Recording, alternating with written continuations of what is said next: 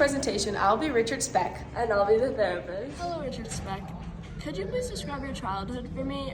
Looking back now, are there any specific events that could have contributed to you committing these crimes?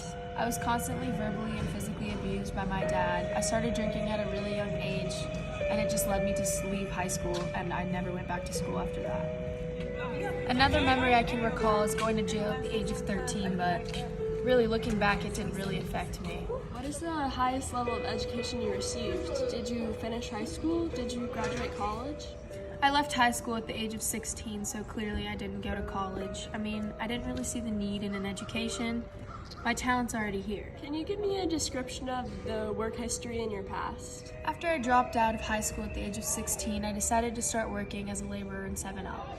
But after that, after about maybe a year, I just quit the job and became a professional murderer. Prior to these murders, would you say you had a healthy social life? Did you have any friends, a spouse, children, family? Shirley Annette Malone Speck was my beloved wife. We lived together with our young child, a girl, Robbie Lynn Speck. Growing up, I didn't really have that many friends. I wasn't really the socialist, but I did have 4 older brothers, 2 older sisters, and a younger sister. And aside from that, I kind of was just a loner. Can you explain to us the first time you killed? Who were the victims? How and when did it happen? Do you know what your motivation was? And also, how many people did you admit to killing? I will admit to my first killing. It was 8 student nurses. I can't quite remember why I was in the hospital in the first place, but I do have some recalling memories. I had them tied up in a room, one by one, with bed sheets, and led them to another where I stabbed and killed them to death. And, well, my motivation, well, you could say it just wasn't their day. Many criminal profilers believe that serial killers leave a signature at the crime scene or have a specific way of killing. Is there a possibility you could describe yours? I didn't really have a signature move. I only recall killing the 8 student nurses. Well, I guess that was my only occasion of killing, so I suppose I didn't really have time to make my own signature move. Maybe as soon as I get out of jail, I'll have another chance. Can you describe to me how you were captured? What specific evidence was used to lead to your arrest?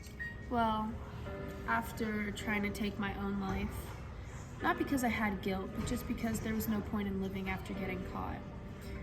I ended up in a hospital. Somehow they got me, and one of the nurses came up to me and told me that one of the surviving nurses recalled my tattoo. And, well, of course it just looks horrible from there because my tattoo on my arm says "Born to Raise Hell." And we just went from there.